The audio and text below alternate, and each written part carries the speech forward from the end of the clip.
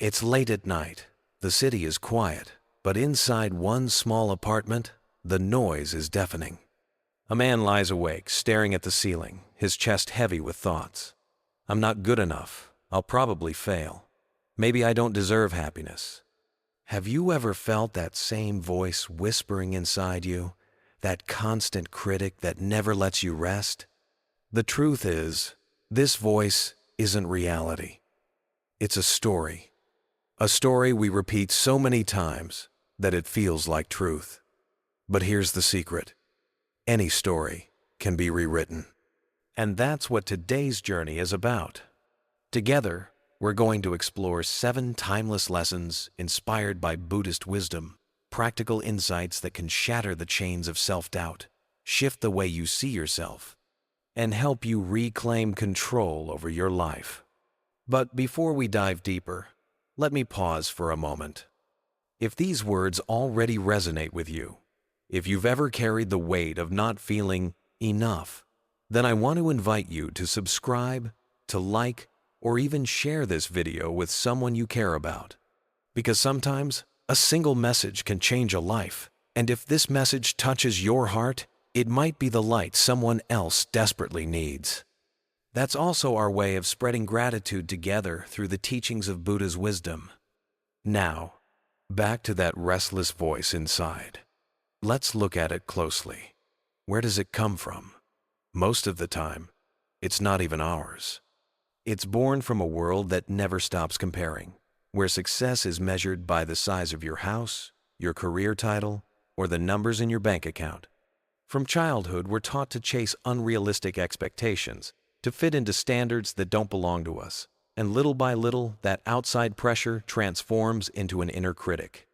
But Buddhism teaches something radically different. It tells us that the mind is like a mirror.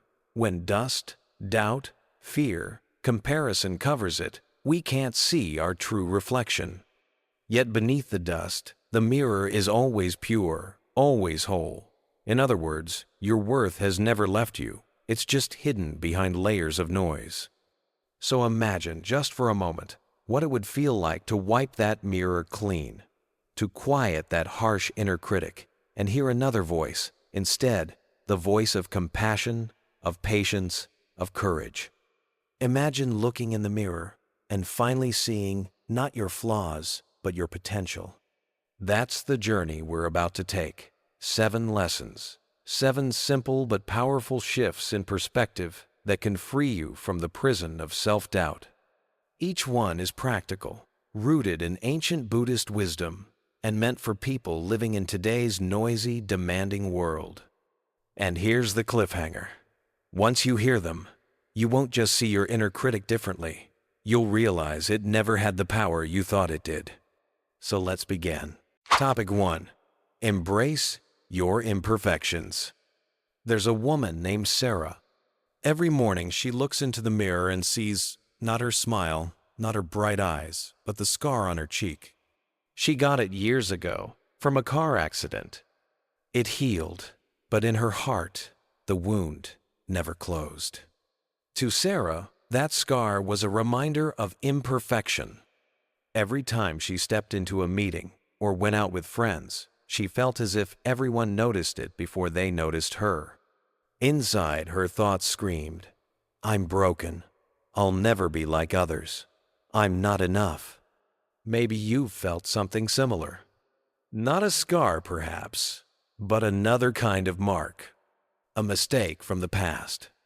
A failure you can't forget. A weakness you hide because you fear judgment.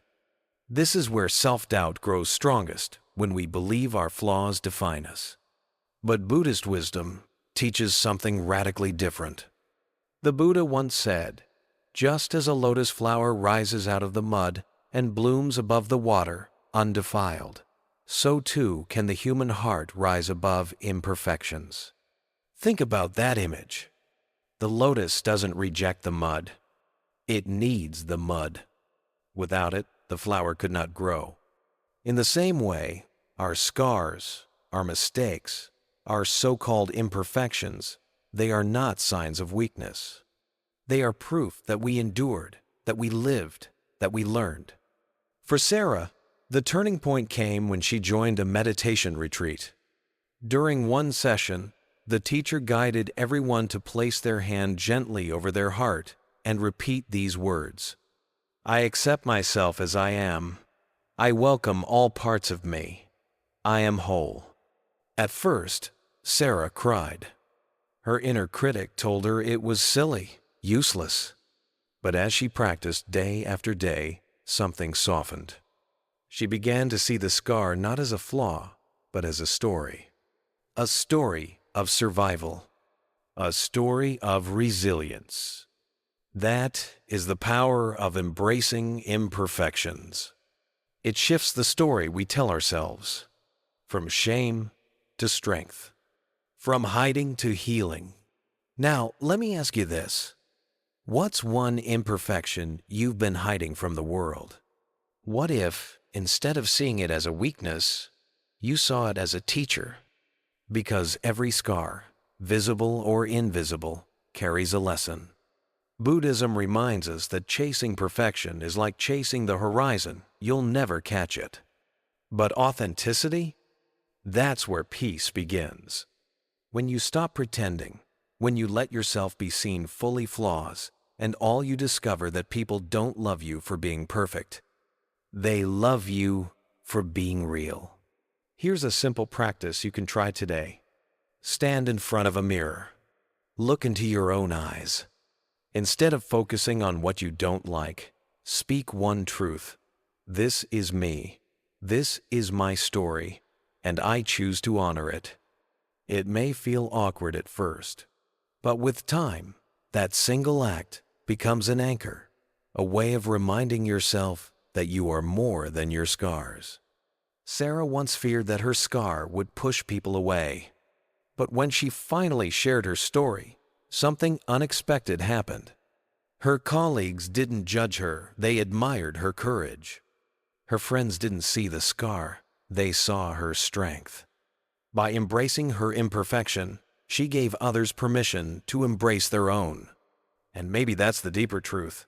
When we accept our flaws, we help heal not just ourselves, but everyone around us. Because authenticity is contagious. So the next time your inner critic whispers, "You're not good enough," remember the lotus. It blooms not despite the mud, but because of it. And so do you.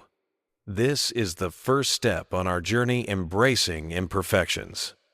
Not as something to hide, but as the very soil that helps you grow.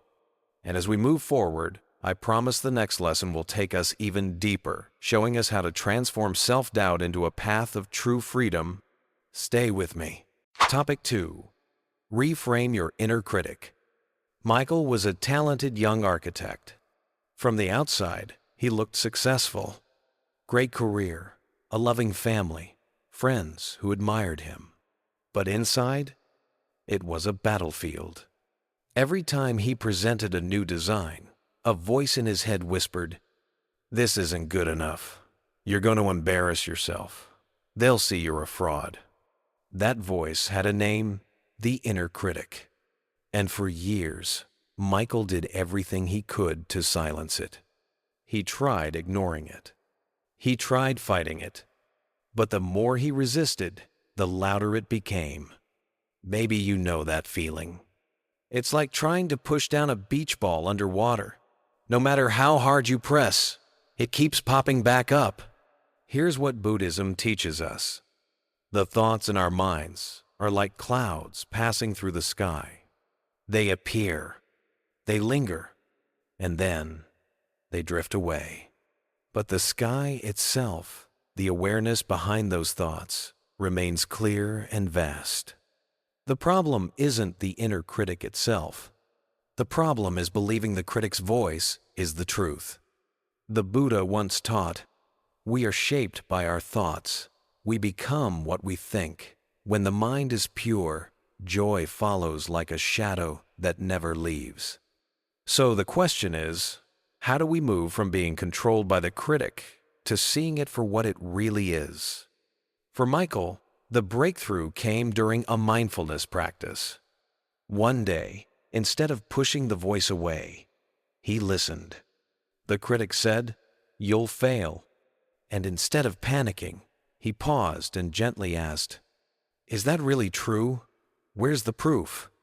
He realized most of the critic's words were just echoes of old fears. Not facts. Not destiny. Just conditioned thoughts. From that day on, every time the inner critic spoke, Michael shifted his approach. He didn't fight. He didn't surrender. He got curious. He treated the critic like a nervous child, firm but compassionate. And slowly, the voice lost its power. You can do the same. Here's a practice you might try. The next time that voice inside says something harsh, pause. Take one deep breath. And ask yourself, is this thought absolutely true? Does it define who I am? Or is it just a passing cloud?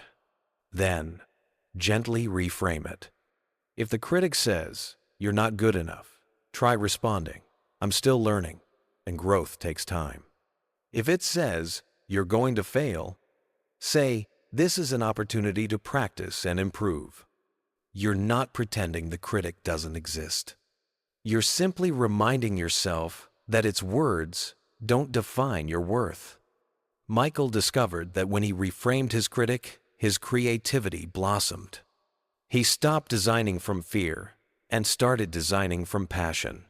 And ironically, his work became stronger because he wasn't chained by that voice anymore. This is the essence of reframing. Shifting the relationship you have with your thoughts. Instead of being the prisoner of the critic, you become the observer. And from that place of clarity, you can choose which thoughts to follow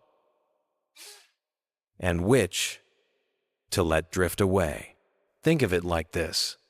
If a stranger on the street shouted, "You're worthless," would you automatically believe them? Of course not.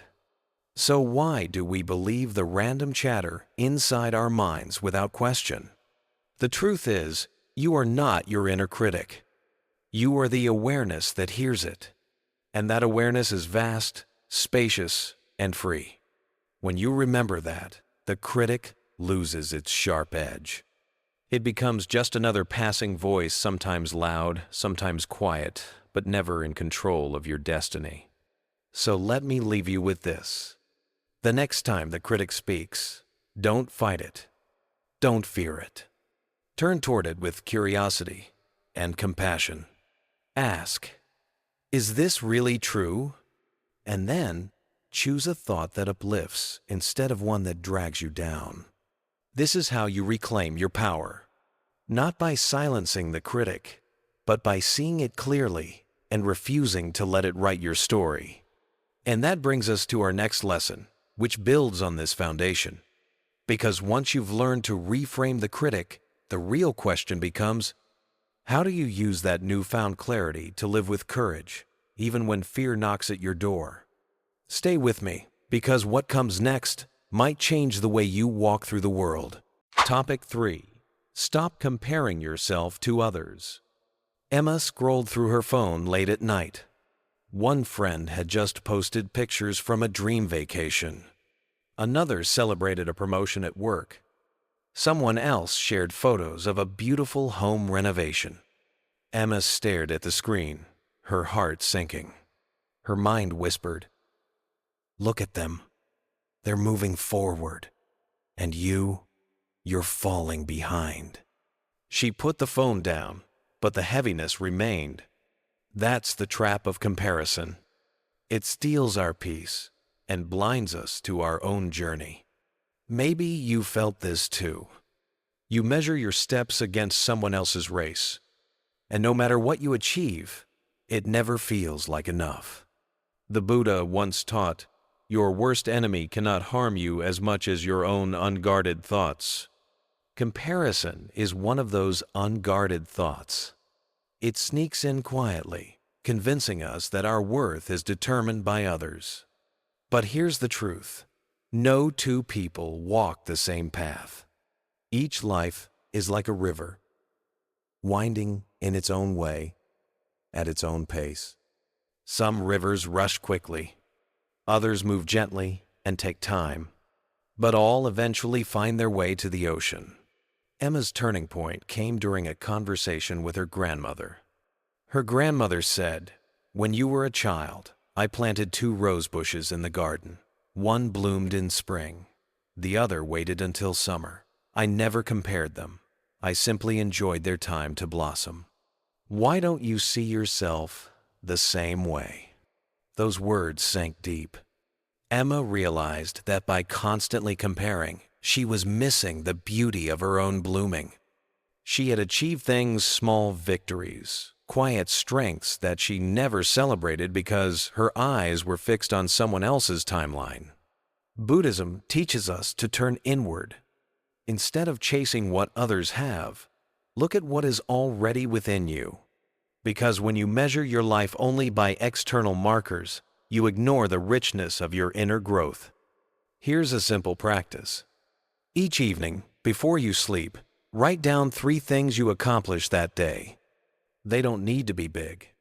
It could be finishing a task, showing kindness, or simply taking time to rest.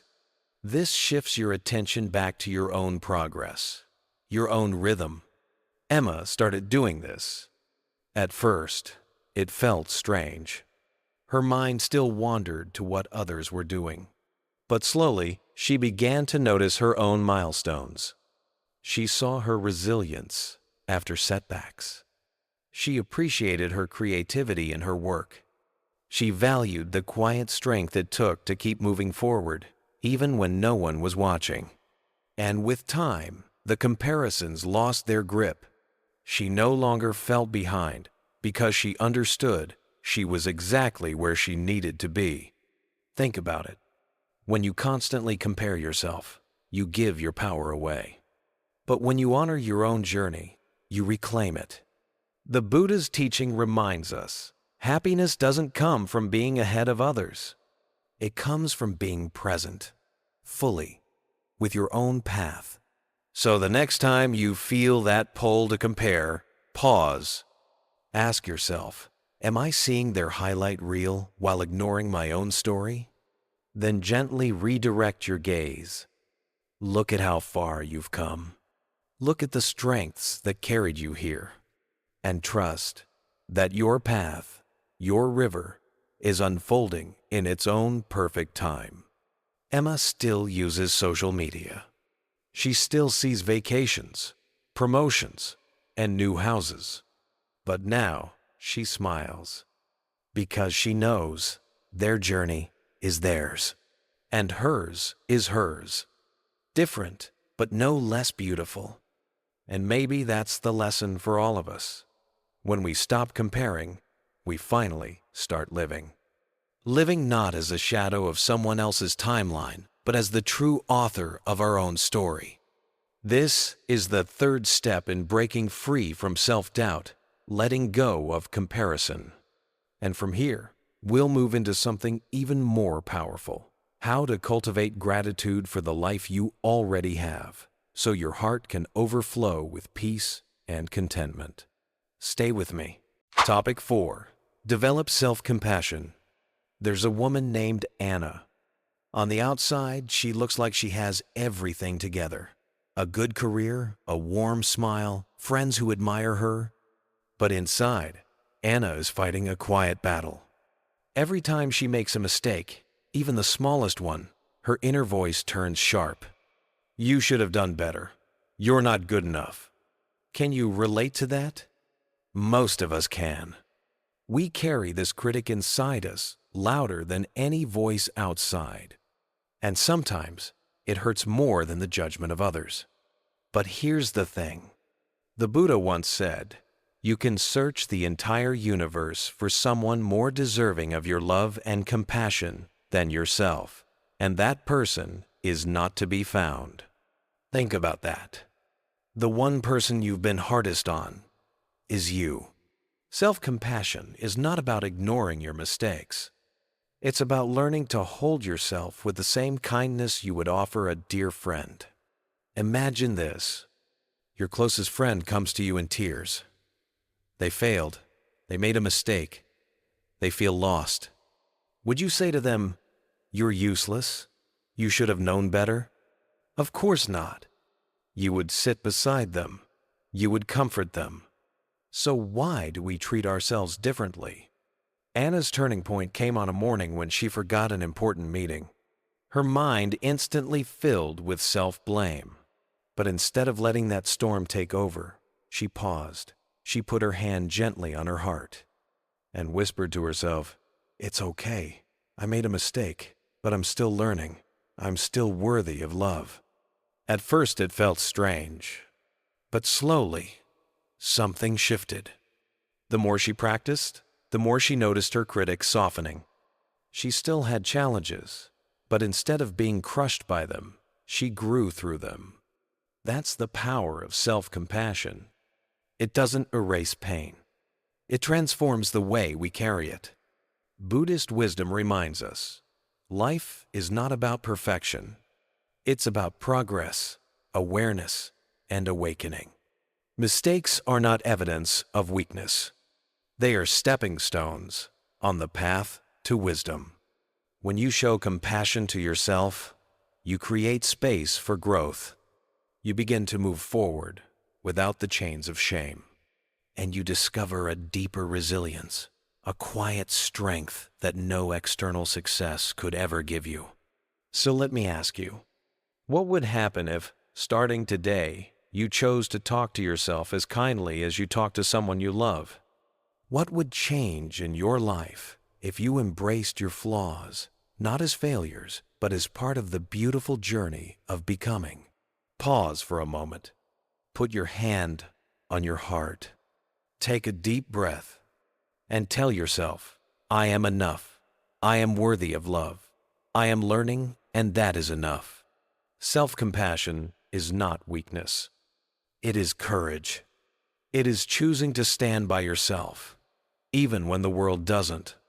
And as you walk this path, remember, the kindness you give yourself doesn't stay with you alone. It ripples outward. The more love you hold inside, the more love you have to share with others. That's how compassion transforms not just you, but the world around you. So, the next time your inner critic speaks, pause. Notice it. Don't fight it. Don't fear it. Simply answer with kindness, because you deserve the same compassion you've always given so freely to others. And maybe, just maybe, this gentle shift is the beginning of a new way of living. A way rooted in patience, in healing, and in love. Topic 5. Take action, even when you are scared. There's a man named David. From the outside, he seemed confident. But deep down, David carried a fear that controlled him. He dreamed of starting his own business. He longed to share his art with the world. But every time he thought about taking that first step, fear whispered in his ear. What if you fail? What if people laugh at you? So he stayed safe. He kept waiting for the fear to disappear.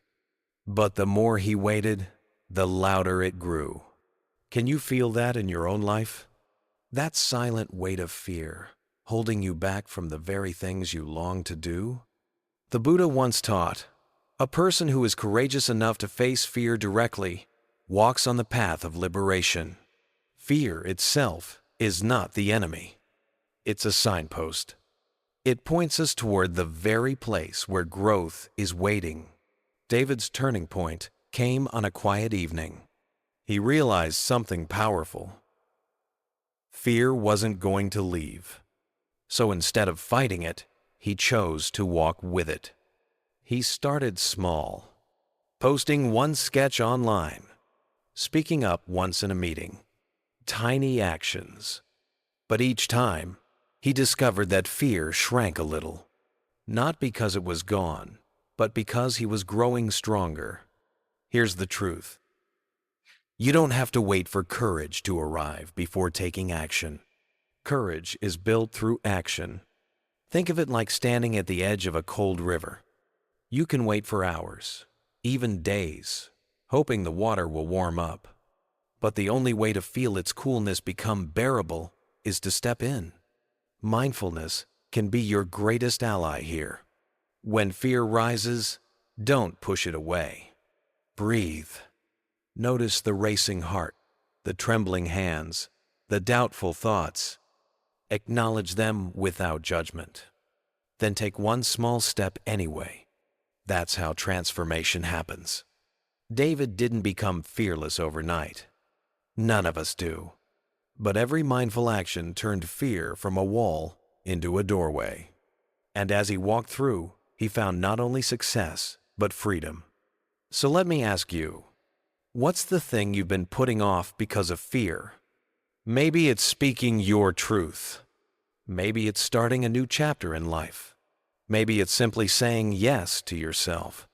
What if you saw that fear not as a stop sign, but as an arrow pointing you toward your growth?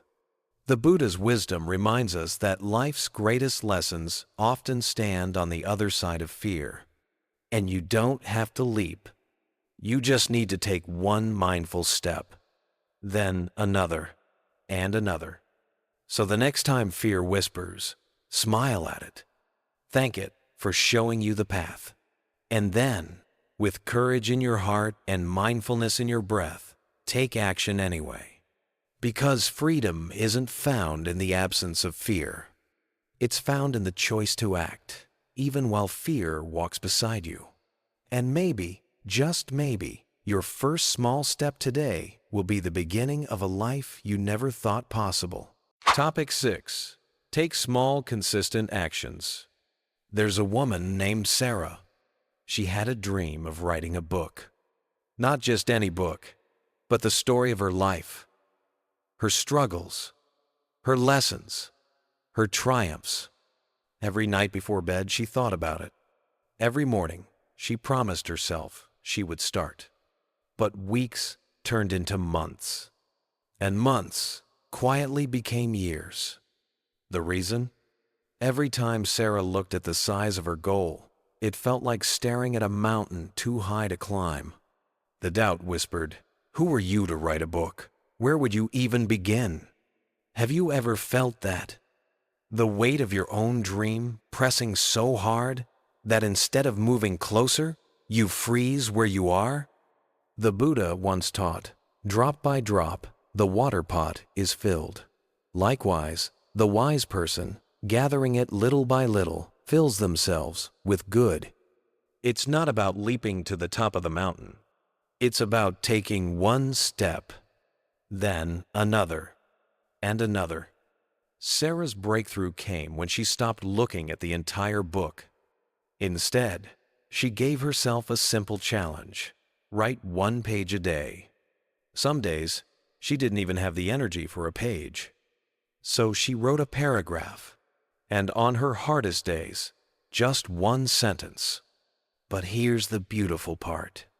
Those single drops began to add up. 1 week turned into 7 pages, 1 month into 30. And by the end of a year, she held in her hands the first draft of her book. Not because she suddenly became fearless, not because the mountain disappeared, but because she chose small, steady steps over and over again. That's the secret most people overlook. Self-doubt grows in the gap between where you are and where you want to be. The bigger the gap, the louder the doubt. But every small action closes that gap. Each consistent step is like placing a stone on a path that eventually leads you exactly where you want to go. So let me ask you, what's the mountain in your life right now? Maybe it's your health. Maybe it's a new career. Maybe it's rebuilding a relationship. Whatever it is, you don't have to conquer it all at once. You just need to ask, what's the one small step I can take today? It could be as simple as a 5-minute walk, making 1 phone call, learning 1 new word, or writing down 1 idea. And when you repeat these small steps with consistency, something powerful begins to shift. You start to trust yourself. That trust turns into confidence. And that confidence turns into momentum. The Buddha's wisdom reminds us that greatness isn't built in sudden leaps. It's built in the quiet discipline of showing up, again and again. So the next time self-doubt tells you the mountain is too high, smile gently. Don't argue with it. Don't let it paralyze you. Just take one small step anyway. Because those steps, repeated consistently, will carry you further than you can imagine. One day, you'll look back and realize the mountain you thought was impossible is already behind you. And you didn't climb it by force. You climbed it by presence, by patience, by persistence, drop by drop, step by step, day by day. That's how dreams are made real. Topic 7. Take charge of your story.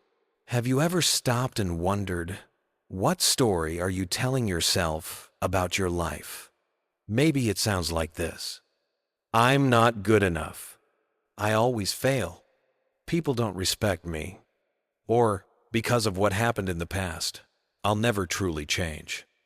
These words may never leave your lips, but they echo inside, over and over, like a hidden narrator shaping the way you see yourself. And here's the thing. That inner story, it can either hold you prisoner or it can set you free. I want you to imagine someone for a moment. Let's call her Sarah. Sarah grew up hearing that she was too quiet, too weak, too small to matter. And so, without realizing it, she carried those words into adulthood. Every job she took, every relationship she stepped into, there was a voice whispering, "You don't belong here." On the outside, Sarah smiled. On the inside, she was fighting a battle with a story that wasn't even hers to begin with. Maybe you can relate. Maybe your story was written by others too, by parents, by teachers, by society. Or maybe it was written by your own mistakes, your own regrets, your own fears. But here's where wisdom enters. The Buddha once said, "Do not dwell in the past. Do not dream of the future. Concentrate the mind on the present moment." What does that mean for Sarah? And what does it mean for you? It means the past does not have to define you. The labels you were given, the failures you endured, they are not the final chapter. Because today, right here, right now, you have the pen in your hand.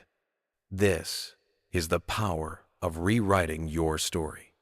First, you recognize the beliefs that keep replaying. Notice them, like words on a page. Ask yourself, is this true, or is this just a belief I've been carrying? Second, you challenge them. Who would you be if you stopped believing that you're not enough? What would be possible if you let go of the idea that the past equals the future? And finally, you replace them. Not with shallow affirmations, but with a deeper truth. I am growing. I am learning. I am not defined by my mistakes, but by the choices I make today. Sarah began to do this work. At first, it felt strange, even uncomfortable. But slowly, she noticed the difference. She started showing up in meetings without apologizing for her ideas. She stopped replaying old failures in her head. And one day, she realized something powerful. The voice that once controlled her life had grown quiet. Because she had written a new story. A story where she was the author, not her past, not her critics, not her mistakes. Friend, I want to tell you this. You, too, can take charge of your story. Yes, the past is real. Yes, mistakes were made. But they don't own you. They don't get to write your future unless you let them. The Buddha taught us that liberation begins within. It begins when we free ourselves from the illusions that bind us. And one of the greatest illusions is believing that I am forever who I was yesterday. But you're not. You are alive right now. And every breath, every choice, every step forward, it's another line in the story you're creating. So let me ask you, What story will you choose to tell from this moment on? Will it be a story of limitation or a story of possibility? A story of regret or a story of redemption? A story written by fear or a story written by courage? The truth is, your story is not finished. The pen is still in your hand, and the chapter you write today may just become the one that changes everything. If this message resonates with you, let it sink in. And maybe, just maybe, it's time to put down the old book you've been carrying for too long and start a new one. Take charge of your story, because when you do, you don't just change the words, you change your life. Buddhist Wisdom sends this message your way, so it can reach more hearts that need it. Topic 8. Cultivate gratitude and reflection. Have you ever noticed how easy it is to see what's missing in your life, but so hard to see what's already here? We scroll through social media and compare ourselves. We look at the achievements of others and think, I should be further along by now. And little by little, we start living in a state of constant lack, forgetting the quiet blessings that surround us every single day. Let me share a story with you. There's a man named David. From the outside, he had a stable job, a family who loved him, and good health. But on the inside, David was restless. He felt like life was slipping through his fingers, like no matter how hard he tried, it was never enough. One night, unable to sleep, he came across a simple practice: gratitude journaling. He thought it was silly at first, just writing down things he was thankful for. But he decided to give it a try. So he wrote, I'm grateful for my daughter's laughter. I'm grateful for the roof over my head. I'm grateful that my body allows me to walk. And something shifted. It wasn't dramatic, but it was real. For the first time in years, he felt a little lighter. The Buddha once taught, let us rise up and be thankful, for if we didn't learn a lot today, at least we learned a little. And if we didn't learn a little, at least we didn't get sick. And if we got sick, at least we didn't die. So, let us all be thankful. This wisdom is not about ignoring pain or pretending life is perfect. It's about changing the lens through which we see the world. Because when we shift from, what am I missing, to, what have I already been given, our heart softens, our mind clears, and our spirit feels lighter. Here's the truth. Gratitude is not just a feeling, it's a discipline. It's something we practice, even on days when we don't feel like it. And reflection is its partner, looking back, not to dwell on regrets, but to honor how far we've come. Think about your own life. How many storms have you survived? How many times did you think, I can't get through this, but you did anyway? Every scar, every lesson, every small victory. It's proof that you are stronger than you realize. Yet we rarely pause to reflect on these moments. Instead, we run toward the next goal, the next desire, the next milestone. And in doing so, we rob ourselves of the peace that comes from simply saying, I have enough, I am enough, and I am grateful. David continued his gratitude practice, and slowly the restlessness faded. He still had challenges, bills to pay, deadlines to meet, but he no longer carried the same heaviness. Because gratitude had shifted his focus from what was lacking to what was already abundant. And reflection helped him see that every step, even the painful ones, had prepared him for where he was now. So, how can you bring this into your own life? Here are 2 simple steps. First, every evening, write down 3 things you are grateful for. They don't have to be big. It could be a kind word from a stranger, the warmth of sunlight, or the fact that you made it through a hard day. Second, once a week, take a quiet moment to reflect. Look back at your week and notice the moments where you grew, where you showed resilience, where you surprised yourself. Honor those wins, no matter how small they may seem. Friend, life will always give us reasons to feel dissatisfied. But if you train your mind to see blessings, you'll find that gratitude multiplies. And with reflection, you'll realize you are not the same person you were yesterday. You are wiser. You are stronger. And you are still becoming. The Buddha's wisdom reminds us, joy doesn't come from chasing what's missing. It comes from cherishing what is already here. So tonight, when you lay your head down, instead of thinking about what went wrong, whisper to yourself 3 things that went right. Do this, and watch how your heart begins to glow with peace. Because when you cultivate gratitude and reflection, you don't just change your thoughts, you transform your life. Buddha wisdom sends this message your way so that more hearts may awaken to it. Summary of key points and reflection lessons. When we began this journey, I asked you a question. What if the loudest critic in your life wasn't someone out there, but the voice inside your own mind? Now, after everything we've explored together, let's bring it all home.